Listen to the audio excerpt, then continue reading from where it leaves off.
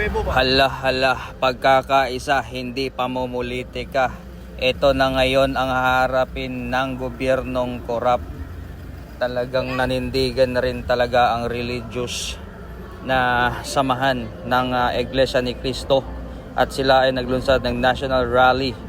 Show of Force, Peace Rally ngayon dito sa Quirino. Ayun, makikita nyo yan mga kawaw-wow. Tignan nyo yan mga kapokus. Ang dami-daming tao.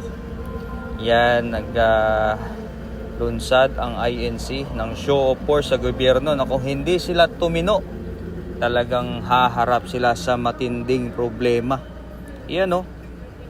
Pag hindi talaga sila tumino, yang mga yan pupunta ng Malacanang, talagang alis ka talaga, BBM. Lalo na yung kongreso ngayon. Nako, ikaw tambalos-los. Ang mga maling mga ginagawa mo, tigil-tigilan mo na. Dahil baka huling year mo na ito ngayon. Grabe kadumi.